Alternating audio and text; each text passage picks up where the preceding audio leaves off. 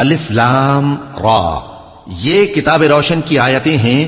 ہم نے اس قرآن کو عربی میں نازل کیا ہے تاکہ تم لوگ سمجھ سکو.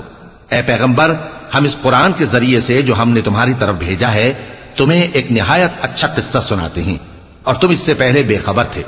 جب یوسف نے اپنے والد سے کہا کہ ابا، میں نے خواب میں 11 ستاروں اور سورج اور چاند کو دیکھا ہے، دیکھتا کیا ہوں کہ وہ مجھے سجدہ کر رہی ہیں.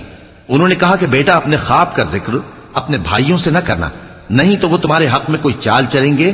کچھ شک نہیں کہ شیطان انسان کا کھلا دشمن ہے، اور اسی طرح اللہ تمہیں برگزیدہ و ممتاز کرے گا اور خواب کی باتوں کی تعبیر کا علم سکھائے گا.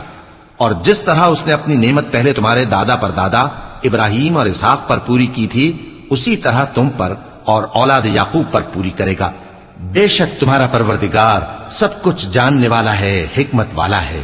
ہاں، یوسف اور ان کے بھائیوں کے قصے میں پوچھنے والوں کے لیے بہت سی نشانیاں ہیں. جب انہوں نے آپس میں تذکرہ کیا کہ یوسف اور اس کا بھائی ابا کو ہم سے زیادہ پیارے ہیں، حالانکہ ہم جماعت کی جماعت ہیں، کچھ شک نہیں کہ ابا کھلی غلطی پر ہیں.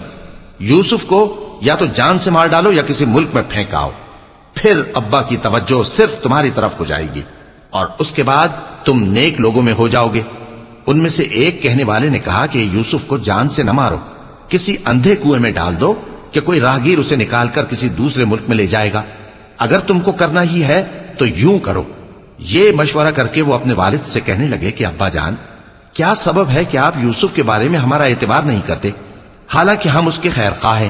کل اسے ہمارے ساتھ بھیج دیجئے کہ خوب میوے کھائے اور کھیلے کودے، ہم اس کے نگہبان ہیں.